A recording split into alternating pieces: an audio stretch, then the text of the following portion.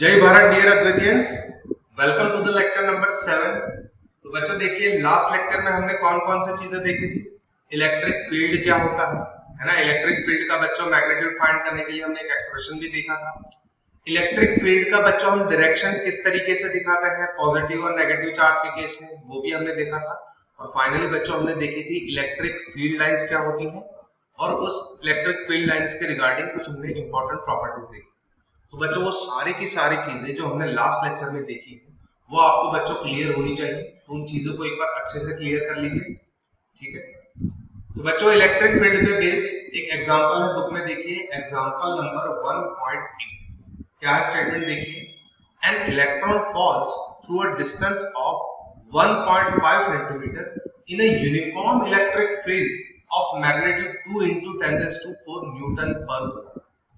अब बच्चों देखिए यूनिफॉर्म इलेक्ट्रिक फील्ड यहाँ पे क्या है, ये चीज बच्चों आपको एक बार एक्सप्लेन कर देता हूँ।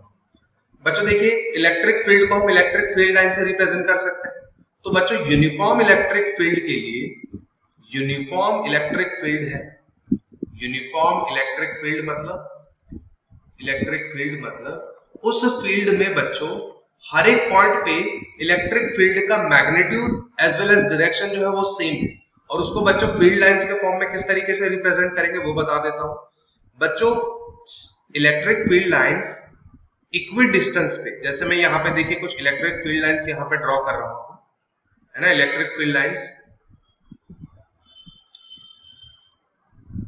तो बच्चों देखिए मैंने यहाँ पे 4 इलेक्ट्रिक फील्ड लाइंस ड्रॉ करी है।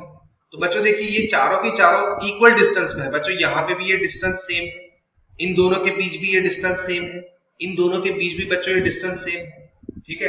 और बच्चों ये सारी की सारी एक दूसरे को पैरेलल है। आप देख सकते हैं बच्चों ये सारी की सारी फील्ड लाइंस एक दूसरे को पैरेलल है।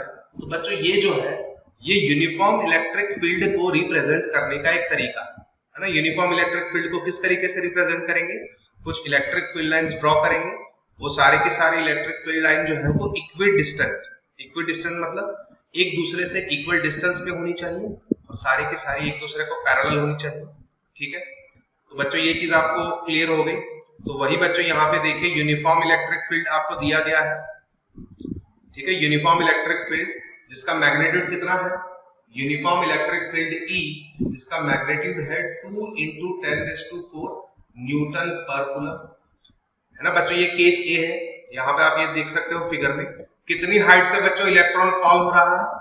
बच्चों ये height h is equal to कितना है 1.5 सेंटीमीटर, ठीक है। बच्चों देखिए ये पॉजिटिव चार्ज है, यहाँ पे सिचुएशन क्या है देखिए, ये पॉजिटिव चार्ज और ये नेगेटिव चार्ज।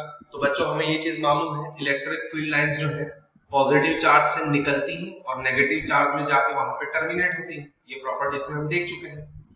अब बच्चों देखिए इलेक्ट्रॉन जो है अगर इस इलेक्ट्रिक फील्ड में इलेक्ट्रॉन को हम रिलीज कर दें तो बच्चों इलेक्ट्रॉन कौन से डायरेक्शन में बच्चों वो मूव करेगा। बच्चों ये चीज मैं बता चुका हूं, जैसे कोई एक इलेक्ट्रिक फील्ड है, मान लेते हैं बच्चों ये एक इलेक्ट्रिक फील्ड है ना। ये बच्चों इलेक्ट्रिक फील्ड का डायरेक्शन है। अगर इस इलेक्ट्रिक फील्ड में कोई हम नेगेटिव चार्ज रख रहे हैं तो इस नेगेटिव चार्ज पे बच्चों फोर्स कौन से डायरेक्शन में लगता है, इलेक्ट्रिक फील्ड की अपोजिट डायरेक्शन में। मतलब ये चार्ज बच्चों अपोजिट डायरेक्शन में मूव करेगा। तो यहाँ पे बच्चों देखिए इलेक्ट्रॉन नेगेटिव चार्ज है, तो आप देख सकते हैं एरो दिखाया हुआ है ऑलरेडी, है ना, आपको फिगर में ही दिखाया हुआ है। तो इलेक्ट्रॉन जो है ये आप देख सकते हैं बच्चों ब्लू कलर की लाइन इलेक्ट्रिक फील्ड लाइन से। इलेक्ट्रॉन बच्चों यहाँ पे अपोजिट डायरेक्शन में बच्चों मूव करेगा, क्योंकि उस पे जो फोर्स है वो इलेक्ट्रिक फील्ड की अपोजिट डायरेक्शन में लगेगा, ठीक है। तो बच्चों आई होप आपको फिगर क्लियर है, ठीक है। पार्ट ए क्या बोला है, इलेक्ट्रॉन है 1.5 सेंटीमीटर जितनी हाइट से गिर रहा है, जिसके अंदर इलेक्ट्रिक फील्ड इतना है। अब बच्चों हमें केस बी दे दिया है ना। इसमें क्या है देखिए, the direction of electric field is reversed keeping the magnitude unchanged and proton falls through the same distance. बच्चों देखिए अब यहाँ पे फिगर बी देखिए, है ना। यहाँ पे बच्चों देखिए फिगर बी देखिए, अब यहाँ पे इलेक्ट्रॉन की जगह प्रोटॉन, बच्चों ये इलेक्ट्रॉन है ना, ये इलेक्ट्रॉन है और ये बच्चों यहाँ पे प्रोटॉन है। बच्चों देखिए प्रोटॉन का भी चार्ज कितना होता है, मैग्नीट्यूड तो ई होता है बट पॉजिटिव चार्ज। अब बच्चों सेम डिस्टेंस है ना, same h is equal to 1.5 centimetre.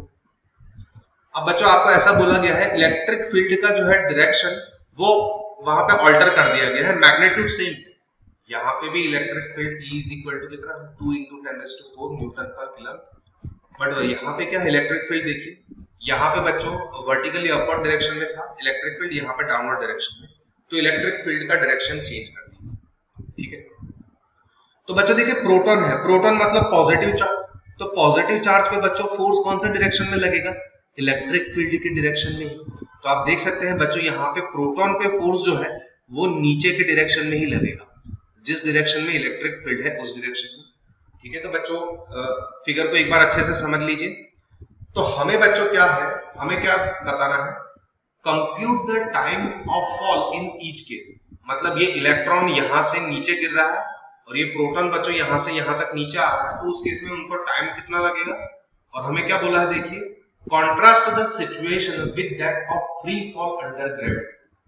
मतलब बच्चों यहाँ पे इलेक्ट्रिक फील्ड के अंदर, यूनिफॉर्म इलेक्ट्रिक फील्ड के अंदर ये जो दो पार्टिकल नीचे आके है ना गिर रहे हैं, तो वो फ्री फॉल के केस से कैसे अलग है वो हमें बताना, ठीक है। तो सबसे पहले तो बच्चों कंप्यूट द टाइम, फॉल होने का टाइम हम ले लेते हैं। इलेक्ट्रॉन यहां से यहां तक आ रहा है, उस केस में टाइम कितना लगेगा। तो बच्चों देखिए, अगर ये इलेक्ट्रॉन है तो बच्चों इस इलेक्ट्रॉन पे फोर्स कितना लगेगा, डाउनवर्ड डायरेक्शन में फोर्स। बच्चों क्या ये हमें इसका एक्सप्रेशन मालूम है, क्या हम लिखते हैं F = QE। बच्चों इलेक्ट्रिक फील्ड के एक्सप्रेशन पे से ही हमने ये चीज लिखी है, ये इलेक्ट्रॉन जो है ये E जितने इलेक्ट्रिक फील्ड है ना एक्सटर्नल इलेक्ट्रिक फील्ड के अंदर है, तो इस पे फोर्स कितना लगेगा, F = QE, ठीक है। तो यहाँ पे बच्चों देखिए, अगर मैं लिखूं force on electron is equal to charge of electron into electric field का जो वैल्यू है। अब बच्चों देखिए फोर्स के बराबर हम क्या लिख सकते हैं, according to Newton second law F = हम ma लिख सकते हैं, मास टाइम एक्सेलरेशन। तो यहाँ पे मैं ऐसे लिख सकता हूँ, mass of electron into acceleration of electron is equal to charge of electron into electric field. तो यहाँ से बच्चों एक्सेलरेशन ऑफ इलेक्ट्रॉन क्या निकल जाएगा, है ना, चार्ज ऑफ इलेक्ट्रॉन। बच्चों चार्ज ऑफ इलेक्ट्रॉन क्या होता है, E। अगर सिर्फ और सिर्फ मैग्नीट्यूड की बात करें तो बच्चों चार्ज E, स्मॉल e, ये इलेक्ट्रिक फील्ड E, और बच्चों ये मास ऑफ इलेक्ट्रॉन नीचे आ जाएगा, तो यहाँ से ये m। तो ये बच्चों आपको मिल गया एक्सेलरेशन ऑफ द इलेक्ट्रॉन। ये बच्चों आपको क्या मिल गया, एक्सेलरेशन ऑफ द इलेक्ट्रॉन। मतलब ये जो इलेक्ट्रॉन यहाँ पे नीचे जा रहा है तो वो कितने एक्सेलरेशन से जा रहा है। अब बच्चों यहाँ पे देखिए, इस एक्सेलरेशन का ये जो हमें एक्सप्रेशन मिला है इसको अच्छे से ऑब्जर्व करिए। बच्चों देखिए, क्या ये इलेक्ट्रॉन, चार्ज ऑफ इलेक्ट्रॉन ये कांस्टेंट वैल्यू, बच्चों ये E जो है वो constant, capital E electric field, बच्चों ये भी, इसका वैल्यू भी यहाँ पे कांस्टेंट है। मास ऑफ इलेक्ट्रॉन, बच्चों मास ऑफ इलेक्ट्रॉन भी कांस्टेंट वैल्यू है। मैंने यहाँ पे बच्चों दोनों वैल्यू लिख दी है, इलेक्ट्रॉन और प्रोटॉन दोनों का मास यहाँ पर रिक्वायर्ड रहेगा इसलिए, ठीक है। तो बच्चों यहाँ पे देखिए ये तीनों है ना, ये तीनों, ये स्मॉल e, कैपिटल E और ये मास ऑफ इलेक्ट्रॉन तीनों कांस्टेंट है। मतलब बच्चों यहाँ पे एक्सेलरेशन ऑफ इलेक्ट्रॉन जो है वो एक कांस्टेंट वैल्यू है। मतलब क्या हम ऐसा कह सकते हैं, यहाँ पे इलेक्ट्रॉन जो है वो यूनिफॉर्म एक्सेलरेशन के साथ नीचे बच्चों वहां पे जा रहा है। तो बच्चों यूनिफॉर्म एक्सेलरेशन के अगर हम एक्सप्रेशन अप्लाई करें, है ना, देख सकते हैं एक्सेलरेशन यूनिफॉर्म है। तो बच्चों अगर ये h जितना डिस्टेंस, बच्चों ये h जितना डिस्टेंस नीचे जा रहा है तो उस केस में उसको टाइम कितना लगेगा। उसके लिए बच्चों देखिए, क्या हमारे पास एक्सप्रेशन है s = ut + 1/2 at²। हम ऐसा मान लेते हैं, जस्ट हमने इसको इलेक्ट्रॉन को यहाँ पे ड्रॉप किया था तो इसका इनिशियल स्पीड तब 0 था, जब जस्ट ड्रॉप किया तब ये u0, तो ये 0। अब s के बराबर क्या है, s के बराबर देखिए h, तो ये h = 1/2 at²। बच्चों पार्टिकल कौन सा है, इलेक्ट्रॉन, तो ये एक्सेलरेशन ऑफ इलेक्ट्रॉन, ठीक है, तो ये t²। तो यहाँ से बच्चों t = क्या हो जाएगा, यहाँ से t = ये हो जाएगा √2h/ae। अब बच्चों ae का हमने एक्सप्रेशन ऑलरेडी डिराइव किया हुआ है, देखिए, तो यहां से क्या करेंगे 2 × h, ae के बराबर क्या है e, कैपिटल E, और बच्चों ये एक्सेलरेशन मास ऑफ इलेक्ट्रॉन जो है वो ऊपर चला जाएगा। बस बच्चों आपको क्या करना है, यहाँ पे सारी की सारी वैल्यूज पुट करनी है। 2 h कितना है 1.5 सेंटीमीटर, सेंटीमीटर को उसको बच्चों किस में कन्वर्ट करेंगे, मीटर में कन्वर्ट कर देंगे। मास ऑफ इलेक्ट्रॉन बच्चों 9.11 इंटू 10⁻⁻31, ठीक है। चार्ज ऑफ इलेक्ट्रॉन 1.6 इंटू 10⁻⁹, ई का वैल्यू आपको दिया गया है। तो बच्चों यहाँ पे सारे वैल्यूज पुट करिए, आपको आंसर मिल जाएगा, है ना। ये टाइम किसको लगा, इलेक्ट्रॉन को लगा, ठीक है, 1.5 सेंटीमीटर नीचे आते हुए। बच्चों सेम प्रोसेस यहाँ पे आपको प्रोटॉन में भी है ना। देखिए यहाँ पे बच्चों फिर से force F is equal to QE, but यहाँ पे प्रोटॉन है तो force on proton is equal to charge on proton into electric field, है ना। तो यहाँ से बच्चों force on proton is equal to हम ऐसा लिख सकते हैं mass of proton into acceleration of proton, है ना, charge on proton into E। तो ये हो जाएगा acceleration of proton is equal to, बच्चों चार्ज ऑफ प्रोटॉन कितना होता है, E ही होता है, तो ये EE divided by mass of proton. फिर से बच्चों आप देख सकते हैं ये कांस्टेंट वैल्यू है, ये कांस्टेंट वैल्यू। सेम प्रोसेस बच्चों आपको फिर से फॉलो करना है। तो सेम बच्चों इसी तरीके का आपको एक्सप्रेशन मिलेगा। मैं डायरेक्ट आपको एक्सप्रेशन लिख के दिखा रहा हूँ। T प्रोटॉन है तो ये TP is equal to √2h by acceleration of proton. तो ये बच्चों वैल्यू हो जाएगा 2h, एक्सेलरेशन ऑफ प्रोटॉन कितना है EE, मास ऑफ प्रोटॉन ऊपर चला जाएगा। फिर से बच्चों सारी की सारी वैल्यूज आपको पुट करनी है। मास ऑफ प्रोटॉन बच्चों मैंने दिखाया हुआ है 1.67 into 10⁻⁻²। तो यहाँ पे बच्चों टाइम जो है प्रोटॉन को 1.5 सेंटीमीटर फॉल होने के लिए जो टाइम लगेगा वो आपको मिल जाएगा यहाँ पे सेकंड। तो बच्चों देखिए अगर दोनों वैल्यूज को आप ऑब्जर्व करें, अगर बच्चों दोनों वैल्यूज को देखूं तो ये दोनों वैल्यूज सेम नहीं मिल रही। अगर मैं बच्चों दोनों का आंसर लिखूं, कहाँ पे लिखूं बच्चों, यहाँ पे लिख रहा हूँ ना, TE। यहाँ से बच्चों यहाँ से जो फाइनल वैल्यू निकल रही है वो मैं लिख रहा हूँ TE इज इक्वल टू, आपका वैल्यू निकल रहा है 2.9 इंटू 10⁻⁻⁹ सेकेंड। इलेक्ट्रॉन को नीचे आते इतना टाइम लग रहा है और प्रोटॉन को बच्चों नीचे आते हैं जो टाइम लग रहा है वो अगर मैं लिखूं आंसर तो वो है 1.3 इंटू 10⁻⁻7 सेकेंड। तो बच्चों देखिए यहाँ पे दोनों को ऑब्जर्व करिए। इलेक्ट्रॉन को नीचे जो नीचे आते जो टाइम लग रहा है वो ये, और बच्चों प्रोटॉन को नीचे। तो बच्चों देखिए दोनों टाइम जो है उसमें बहुत ज्यादा डिफरेंस है ना। यहाँ पे देखिए पावर 10⁻⁹ और यहाँ पे देखिए पावर जो है वो 10⁻⁷। ठीक है, तो मतलब मैं ऐसा कह सकता हूँ यहाँ पे ठीक है, दोनों जो वैल्यूज है यहाँ पे डिफरेंट है। तो बच्चों ये फ्री फॉल अंडर ग्रेविटी, उस केस से बच्चों ये कैसा डिफरेंस है। तो बच्चों देखिए फ्री फॉल के केस में क्या ये चीज हमें मालूम है, जैसे अगर हम दो वहां पे अगर बच्चों दो अलग अलग ऑब्जेक्ट ले रहे हैं, यहाँ पे इसको यहाँ कहीं पे बच्चों यहाँ मैं थोड़ा सा स्पेस बना देता हूँ, ठीक है। बच्चों देखिए फ्री फॉल के केस में क्या ये चीज हमें मालूम है ना। फ्री फॉल के केस में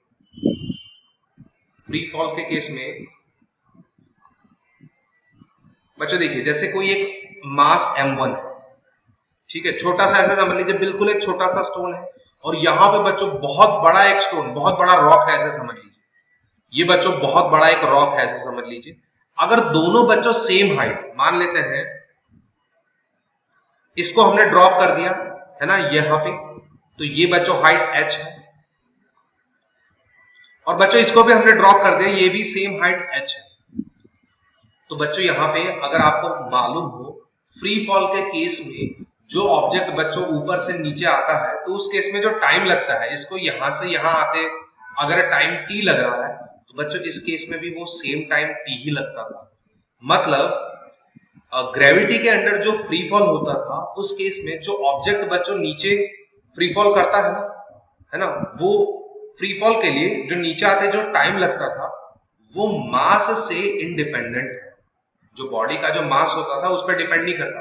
आप एक छोटा सा स्टोन ले लीजिए, बिल्डिंग के ऊपर से फेंकिए एक, ठीक है, दूसरी बार एक बहुत बड़ा सा आप रॉक ले लीजिए, हैवी रॉक या फिर हैवी कोई ऑब्जेक्ट ले लीजिए, उसको भी सेम हाइट से फेंकिए, दोनों को नीचे जाते बच्चों टाइम सेम ही लगेगा, है ना। ये चीज आपको मालूम होनी चाहिए।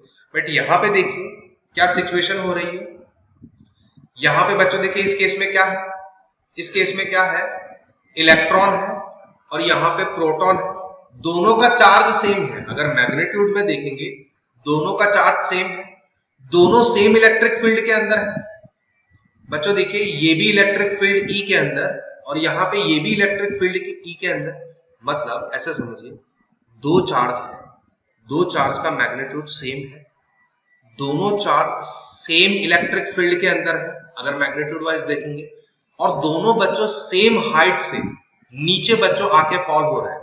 यहाँ पे भी ये 1.5 सेंटीमीटर, यहाँ पे भी 1.5 सेंटीमीटर। अगर उन दोनों का मास अलग अलग है ना, यहाँ पे देखिए बच्चों प्रोटॉन का मास कुछ अलग है और यहाँ पे इलेक्ट्रॉन का मास कुछ अलग है, तो ये बच्चों इन मासेस की वजह से बच्चों ये टाइम जो है आपको अलग मिलते हैं, जबकि फ्री फॉल में बच्चों जो है टाइम जो है वो मास पे डिपेंड नहीं करता। तो ये हो गया बच्चों एग्जांपल नंबर 1.8। इसके बाद है एग्जांपल नंबर 1.9।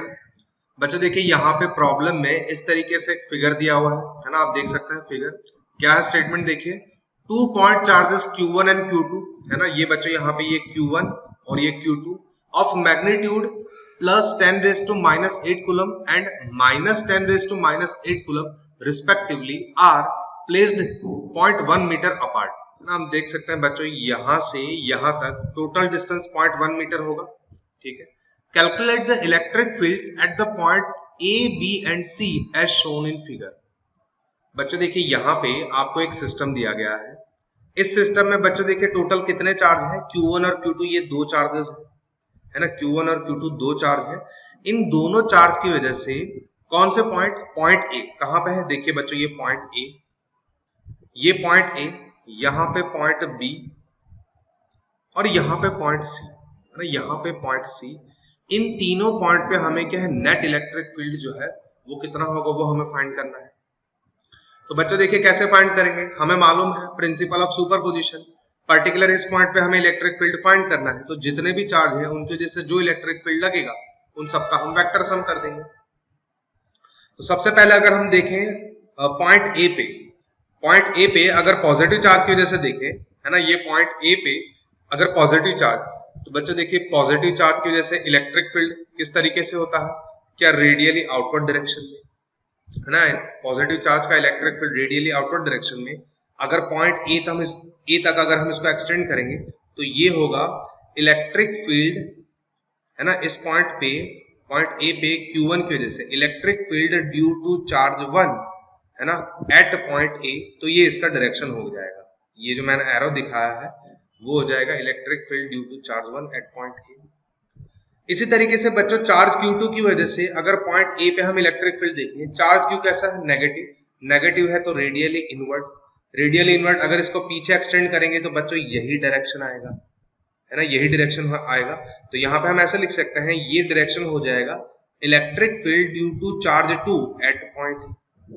तो बच्चों देखिए क्या दोनों का डायरेक्शन यहाँ पे सेम हो गया, E1A और E2A है ना। अगर हमने यहाँ पे वेक्टर फॉर्म में दिखाया दोनों को, बट दोनों का डायरेक्शन सेम है तो दोनों ऐड हो जाएंगे। तो यहाँ पे देखिए सबसे पहला अगर electric field at point A, तो ये क्या हो जाएगा electric field due to charge 1 at point A plus electric field due to charge 2 at point A. दोनों का डायरेक्शन सेम है, हम दोनों को सिंपल एल्जेब्रिकली ऐड कर देंगे है ना। मैग्नीट्यूड बच्चों यहाँ पे सिर्फ लेंगे क्योंकि डायरेक्शन माइनस और प्लस की वजह से बच्चों डायरेक्शन जो है मैं ऑलरेडी यहाँ पे दिखा चुका, ठीक है। तो यहाँ पे सिर्फ और सिर्फ बच्चों मैग्नीट्यूड लेंगे, माइनस वैल्यू आ रही है फिर भी बच्चों हम पॉजिटिव ले लेंगे। इसी तरीके से बच्चों आप बी पे भी कर सकते हैं, देखिए पॉइंट बी चार्ज Q1 की बच्चों Q1 positive, electric field radially outward extend करेंगे तो बच्चों पॉइंट बी पे अगर यहाँ पे हम दिखाएं तो ये हो जाएगा electric field due to charge 1 at point B, ठीक है। इसी तरीके से बच्चों नेगेटिव चार्ज की वजह से देखिए नेगेटिव चार्ज बच्चों रेडियली इनवर्ट, ये डायरेक्शन, इसको पीछे एक्सटेंड करिए बी तक तो ये बच्चों डायरेक्शन आपको ऐसे मिलेगा है ना, यहाँ पे ये डायरेक्शन आपको ऐसे मिलेगा। तो ये हो जाएगा electric field due to charge B at point B. अब बच्चों देखिए यहाँ पे देखिए दोनों इलेक्ट्रिक फील्ड का डायरेक्शन अपोजिट है, तो दोनों का हमें डिफरेंस लेना होगा। तो अगर मैं यहाँ पे लिखना चाहूँ electric field due to charge B, तो ये हो जाएगा E1B है ना बच्चों, E2B अपोजिट है तो ये हो जाएगा E2B है ना। दोनों को सबट्रैक्ट कर देंगे क्योंकि अपोजिट डायरेक्शन में है। ठीक है, तो यहाँ पे बच्चों इन दोनों का मैग्नीट्यूड ही ले लेंगे, हमें सिर्फ और सिर्फ वैल्यू चाहिए बी पे दो। अब इसी तरीके से बच्चों देखिए पॉइंट सी पे, अब बच्चों देखिए पॉइंट सी पे इतना इजी नहीं होगा, क्योंकि पॉइंट सी पे जो दो इलेक्ट्रिक फील्ड लग रहे हैं वो सेम एक लाइन पे नहीं है। अगर ये पॉइंट सी है तो बच्चों देखिए इस Q1 की वजह से ऑलरेडी यहाँ पर देखिए डायरेक्शन दिखा हुआ है, electric field due to charge 1 at point C ये है। इसी तरीके से ये नेगेटिव है, तो नेगेटिव के लिए रेडियल इनवर्ड, तो ये डायरेक्शन है देखिए electric field due to charge 2 at point C. ठीक है, तो ये ऐसे हो जाएगा, ये ऐसे हो जाएगा। तो हमें क्या करना है, इस पॉइंट सी पे बच्चों देखिए कौन से दो चार्जेस लग रहे हैं, E1C और E2C, तो हमें इन दोनों का वेक्टर सम फाइंड करना है ना। यहाँ पे बच्चों बुक में ऑलरेडी रिजल्टेंट इलेक्ट्रिक फील्ड का डायरेक्शन दिखाया हुआ है, बट अगर हम देखें तो यहाँ पे देखिए कौन से दो इलेक्ट्रिक फील्ड है, ये दो इलेक्ट्रिक फील्ड है, ये दो, इन दोनों का हमें वेक्टर सम निकालना है। तो कैसे निकाल सकते हैं, देखिए अगर इन दोनों को हम म्यूचुअली दो परपेंडिकुलर कंपोनेंट में डिवाइड कर दें, देखिए E1C को मैं डिवाइड कर दूं यहाँ पे ऐसे, देखिए अगर E1C को हम E1C को हम डिवाइड कर दें, एक कंपोनेंट ये दूसरा कंपोनेंट ये है ना। इसी तरीके से ये जो E2C है, एरो दिखा देते हैं, ये एरो दिखा देते हैं, इसी तरीके से E2C जो है उसको भी दो कंपोनेंट में डिवाइड कर देते हैं, एक कंपोनेंट ये दूसरा कंपोनेंट बच्चों इसी डायरेक्शन में आएगा, इसी डायरेक्शन में आ जाएगा। अब बच्चों देखिए अगर ये टोटल एंगल जो है बच्चों, ये एंगल कितना होगा, अगर इक्विलेटरल ट्राइंगल है देखिए 0.1 मीटर 0.1 मीटर, और यहाँ पे भी बच्चों ये देखिए यहाँ से यहाँ तक टोटल 0.1 मीटर ही है, तो ये एंगल कितना होगा 60 डिग्री। ये वाला एंगल जो है टोटल है ना, ये पूरा ये एंगल कितना होगा 60 डिग्री। तो बच्चों देखिए ये लाइन है, एक स्ट्रेट लाइन है, ये एक स्ट्रेट लाइन है, अगर ये 60 डिग्री है तो बच्चों ये टोटल बचेगा कितना, 180 में से 60 निकाल देंगे तो ये कितना बचेगा 120। 120 में से भी बच्चों देखिए ये एक पैरेललोग्राम बन रहा है, और पैरेललोग्राम में ये डायगोनल जो है वो इस एंगल को दो पार्ट में डिवाइड करेगा, तो बच्चों ये भी 60 डिग्री हो जाएगा, ये भी 60 डिग्री हो जाएगा, और ये भी कितना हो जाएगा 60 डिग्री। तो बच्चों E1C के जो दो हमने कंपोनेंट बनाए, एक कंपोनेंट तो ये ऊपर, एक कंपोनेंट तो ये ऊपर, तो ये कौन सा कंपोनेंट होगा E1C, ये हो जाएगा बच्चों sin 60। बच्चों थीटा यहाँ पे है 60, थीटा से बच्चों दूर वाला कंपोनेंट साइन होता है, थीटा का एडजेसेंट कंपोनेंट, तो ये हो जाएगा E1C cos 60। इसी तरीके से बच्चों देखिए ये हो जाएगा E2C sin 60 है ना, ये हो जाएगा E2C sin 60, और बच्चों ये इसी डायरेक्शन में है ना, ये E2 देखिए, ये वाला E2 है यहाँ पे है ना, ये E2 का दूसरा कंपोनेंट सेम इसी डायरेक्शन में, तो ये दोनों ऐड हो जाएंगे, तो ये हो जाएगा E2C cos 60।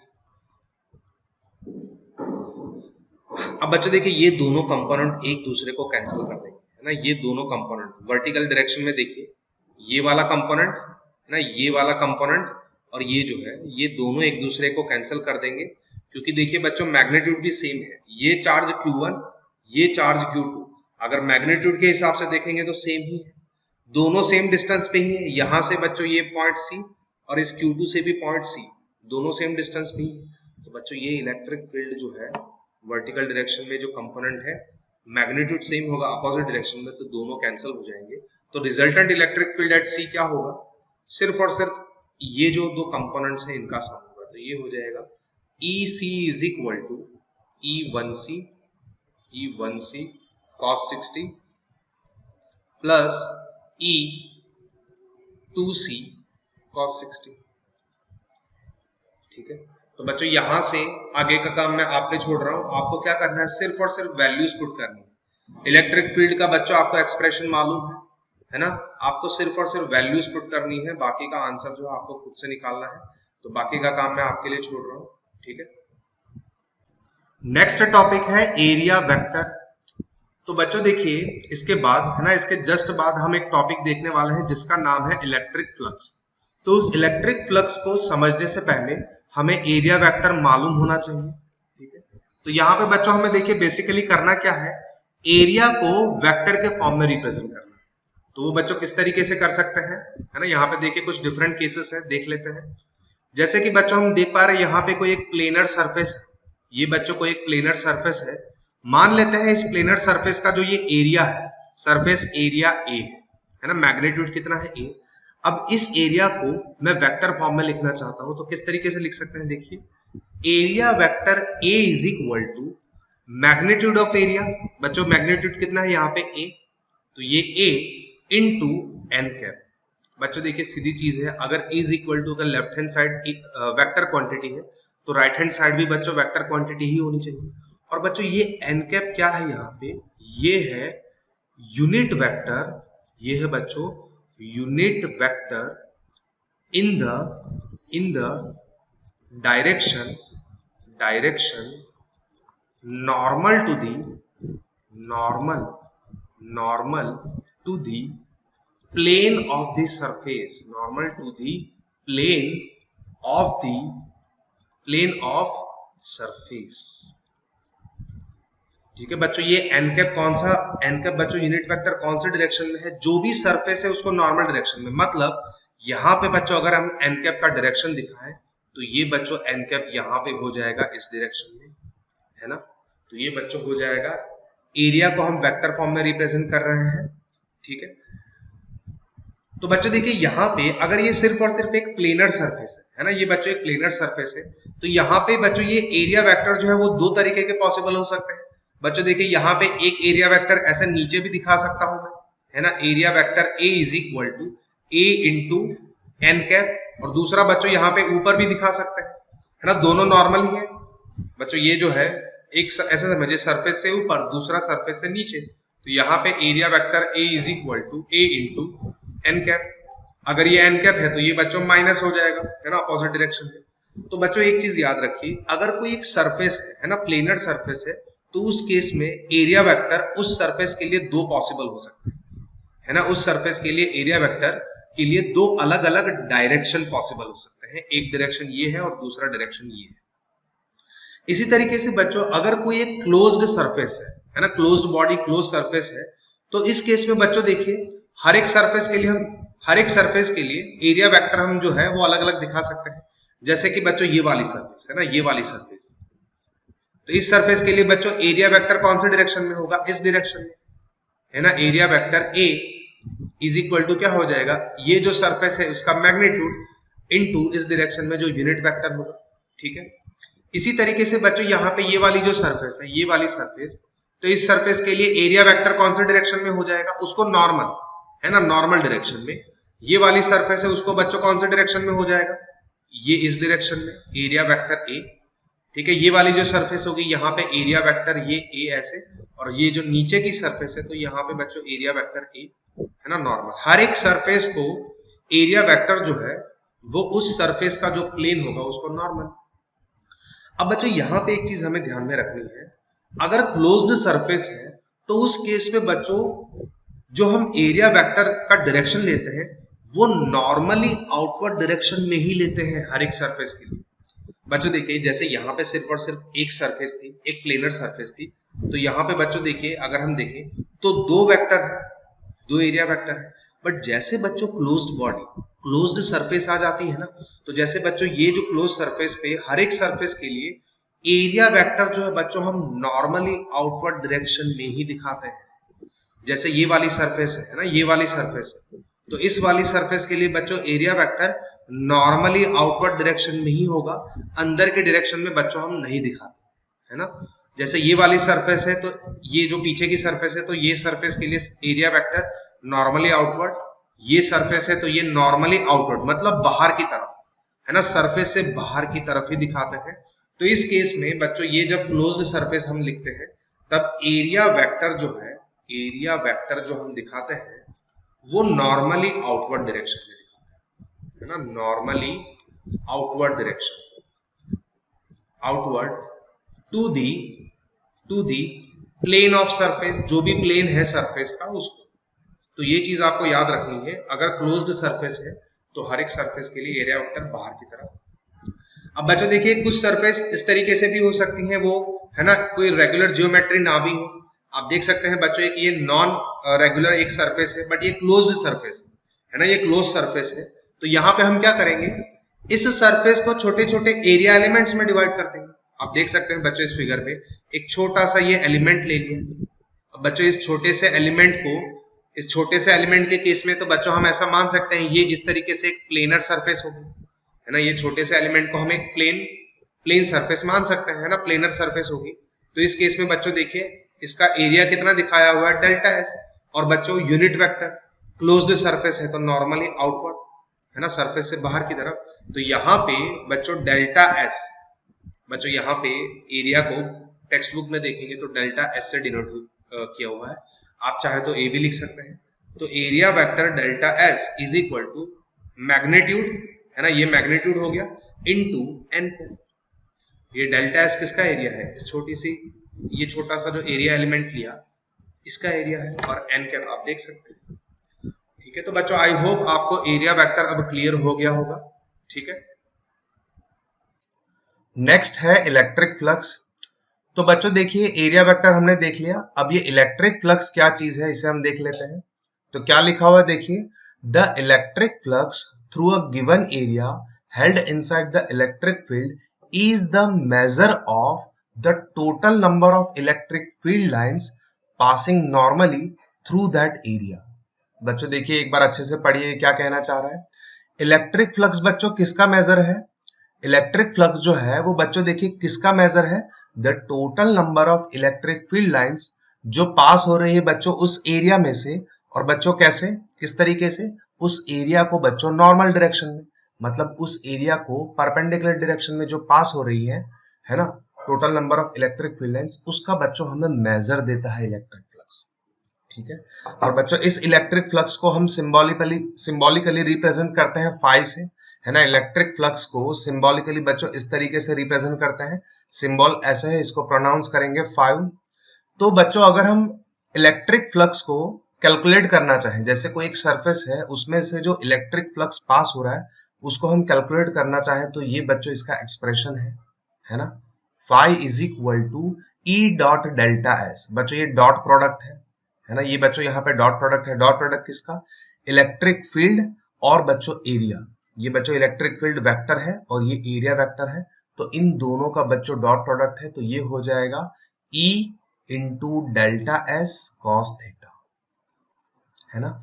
तो बच्चों ये ई क्या है, जिस इलेक्ट्रिक फील्ड के अंदर जैसे कोई एक एरिया है या फिर कोई एक सरफेस है जिसको रखा गया है, डेल्टा एस क्या है, उस सरफेस का बच्चों वहां पे एरिया, और ये बच्चों कॉस थीटा क्या है, और बच्चों ये थीटा क्या होगा यहाँ पे, इलेक्ट्रिक फील्ड और ये एरिया वेक्टर, इन दोनों के बीच का एंगल, है ना। बच्चों डॉट प्रोडक्ट में हमें मालूम है ये थीटा क्या होता है। तो बच्चों यहाँ पे, अच्छा यहाँ पे जाने से पहले बच्चों एक बार इसका यूनिट देख ले, तो यूनिट कौन सा होगा बच्चों, देखिए इलेक्ट्रिक फील्ड का यूनिट क्या होगा, न्यूटन पर कूलम।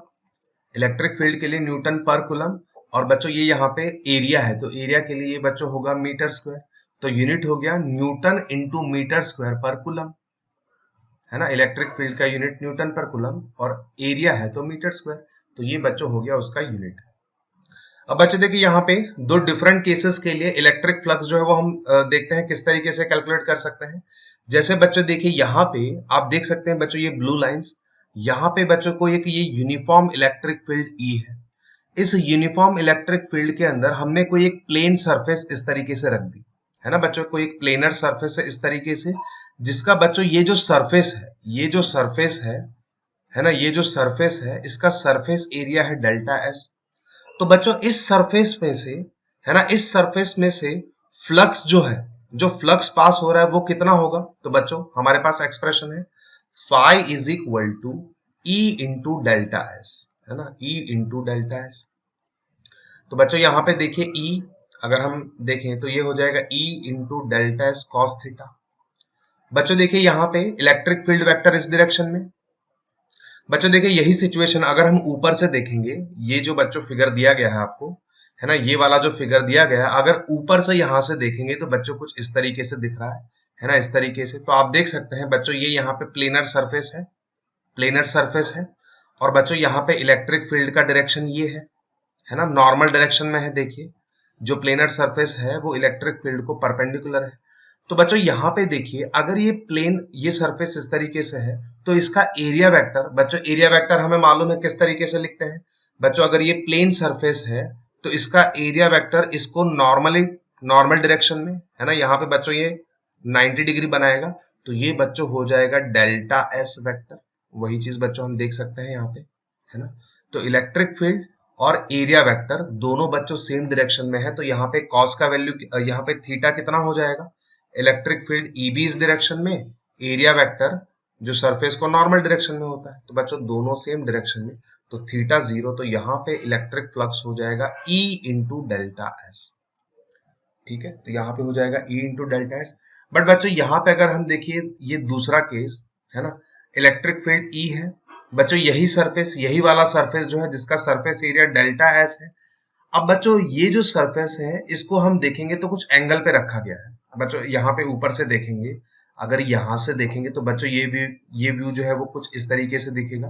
तो यहाँ पे देखिए बच्चों, इलेक्ट्रिक फील्ड इस डायरेक्शन में है, इलेक्ट्रिक फील्ड जो है, इलेक्ट्रिक फील्ड इस डायरेक्शन में, और बच्चों एरिया वेक्टर कौन से डायरेक्शन में होगा, सरफेस को नॉर्मल, मतलब बच्चों ये अगर हम देखेंगे तो एरिया वेक्टर इस सरफेस के लिए कुछ इस डायरेक्शन में होगा, डेल्टा एस। तो वही चीज बच्चों देखिए दिखाई हुई है, ये बच्चों सरफेस है, अगर ऊपर से देखेंगे तो बच्चों इस तरीके से लाइन ही दिखेगा, तो इसको नॉर्मल डायरेक्शन में बच्चों ये हो गया डेल्टा एस।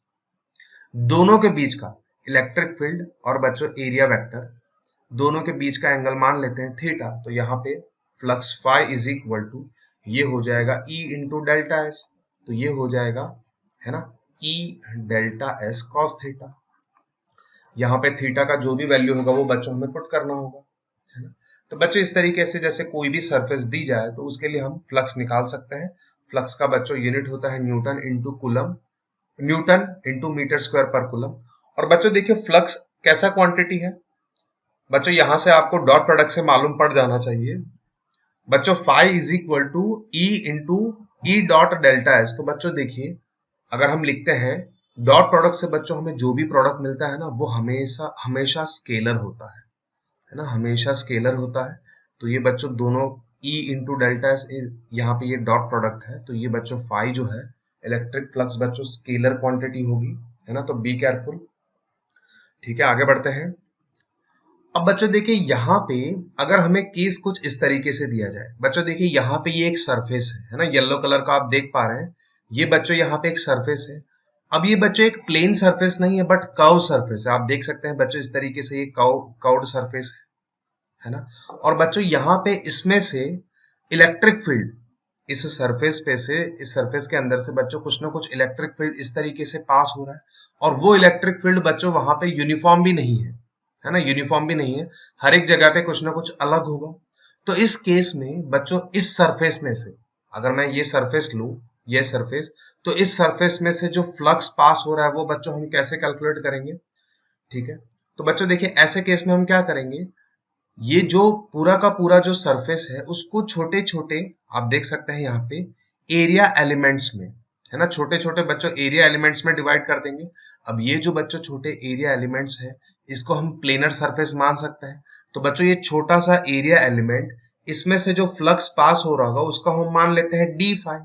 तो d phi is equal to बच्चों क्या होगा, यहाँ पे देखिए ये जो छोटा सा एलिमेंट है, यहाँ पे बच्चों इस यहां से जो इलेक्ट्रिक फील्ड पास हो रहा है, मान लेते हैं यहाँ पे इलेक्ट्रिक फील्ड E है, यहाँ पे इलेक्ट्रिक फील्ड E है ना।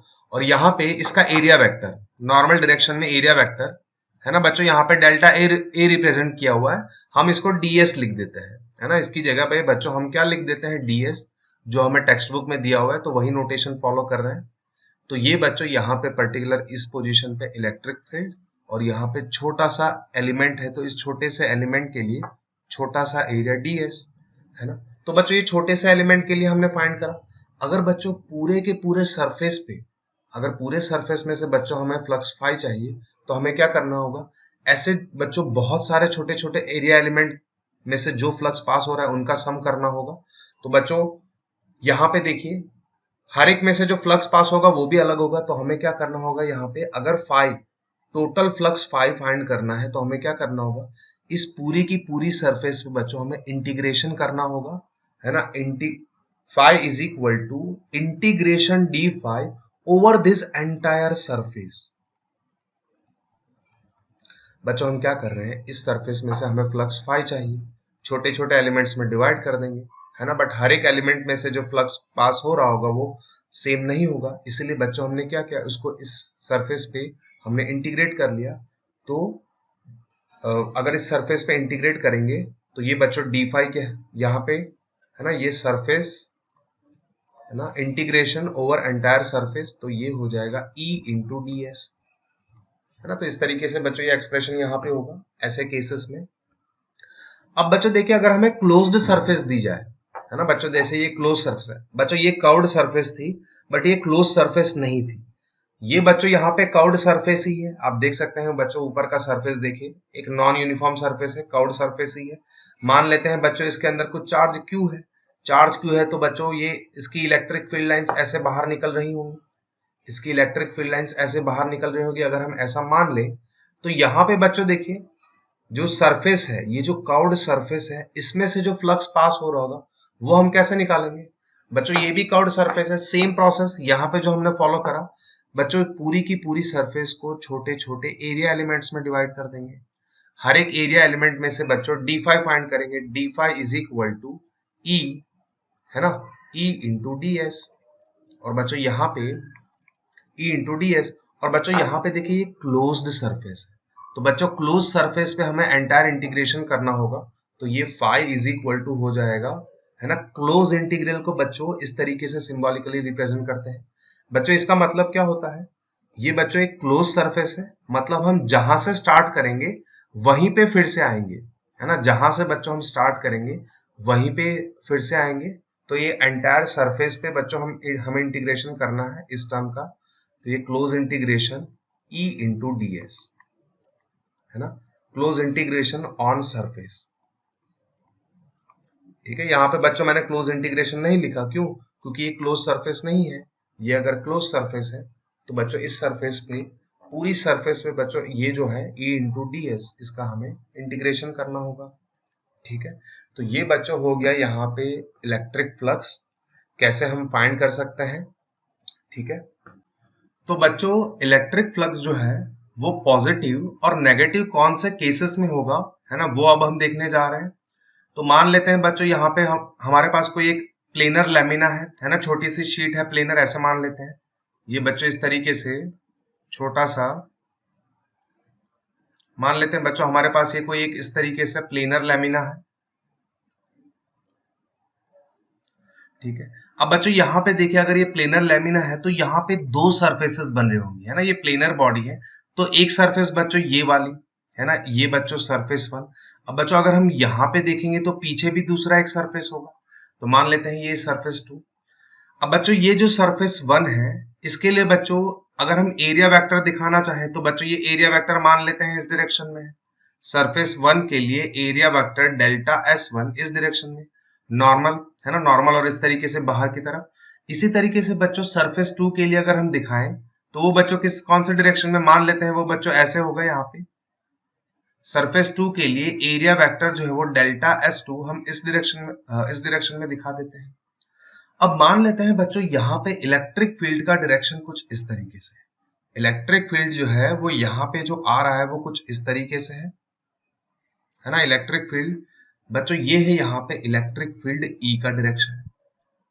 मान लेते हैं बच्चों ये इलेक्ट्रिक फील्ड E जो है डेल्टा S1, है ना, ये जो एरिया वेक्टर है डेल्टा S1, इसके साथ जो एंगल बना रहा है वो मान लेते हैं थीटा 1 है।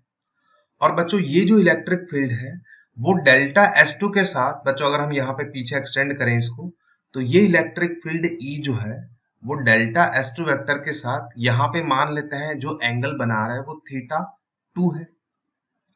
तो बच्चों देखिए, अगर हम इलेक्ट्रिक फील्ड लिखना चाहें थ्रू सरफेस वन, मतलब बच्चों ये वाली सरफेस है ना, ये वाली सरफेस जो इस साइड है, राइट हैंड साइड है, तो यहाँ पे इस सरफेस में से जो इलेक्ट्रिक फ्लक्स पास हो रहा है उसको अगर मैं फाई 1 कहूं तो ये हो जाएगा E डॉट डेल्टा S1। तो बच्चों ये हो जाएगा E into delta S, delta S क्या है बच्चों, ये जो एरिया है वो, है ना, सरफेस का जो एरिया होगा वही, तो ये डेल्टा एस इंटू कॉस, बच्चों डेल्टा S1 और E इन दोनों के बीच का एंगल कितना है, देखिए थीटा 1। तो बच्चों देखिए यहाँ पे ये थीटा वन कैसा एंगल है? क्या ये थीटा वन बच्चों यहाँ पे एक्यूट है? हम देख सकते हैं यहाँ पे फिगर की ज्योमेट्री पे से बच्चों देख सकते हैं थीटा वन जो है वो लेस देन 90 डिग्री है, मतलब एक्यूट है। तो अगर बच्चों कॉस थीटा, कॉस का वैल्यू बच्चों 90 से वहां पे कम है, तो कॉस का वैल्यू बच्चों कैसा मिलेगा हमें? पॉजिटिव। अगर ये बच्चों पॉजिटिव है तो यहाँ पे इलेक्ट्रिक फ्लक्स जो हमें मिलेगा वो बच्चों कैसे मिलेगा? पॉजिटिव मिलेगा, है ना। तो इसका मतलब मैं ये कह सकता हूं ये जो सरफेस वन हमने जिसको नाम दिया हुआ है उसमें से बच्चों इलेक्ट्रिक फ्लक्स जो बाहर निकल रहा है वो यहाँ पे पॉजिटिव होगा। ठीक है, जो इलेक्ट्रिक फ्लक्स बाहर निकल रहा है वो पॉजिटिव। तो इसी तरीके से बच्चों देखिए यहाँ पे सरफेस टू में देखेंगे, सरफेस टू के लिए अगर मैं लिखना चाहूं फाई टू तो ये हो जाएगा E इंटू डेल्टा S2। बच्चों जिस सरफेस जो सरफेस ले रहे हैं तो उस सरफेस का एरिया वेक्टर, तो यहाँ पे ये हो जाएगा E into delta S2 into cos theta two. अब बच्चों देखिए कॉस थीटा टू, ये थीटा टू जो है वो बच्चों ऑब्ट्यूज एंगल है ना बच्चों, 90 से ज्यादा है ये एंगल। तो बच्चों अगर कॉस का वैल्यू 90 से ज्यादा तो बच्चों वो सेकंड क्वाड्रेंट में, और सेकंड क्वाड्रेंट में बच्चों कॉस जो है वो नेगेटिव। तो इसका मतलब क्या हुआ, यहाँ पे जो है फ्लक्स वो बच्चों हमें नेगेटिव मिलेगा, है ना।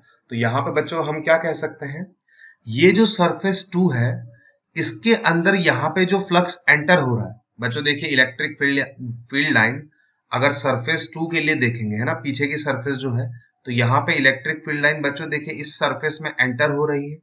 तो बच्चों यहाँ पे ये जो सरफेस टू है, तो यहाँ पे बच्चों सरफेस टू में से जो इलेक्ट्रिक फ्लक्स एंटर हो रहा है तो वो बच्चों नेगेटिव होगा। यहाँ से जो बच्चों इलेक्ट्रिक फ्लक्स है एंटर हो रहा है वो बच्चों कैसा होगा? नेगेटिव होगा।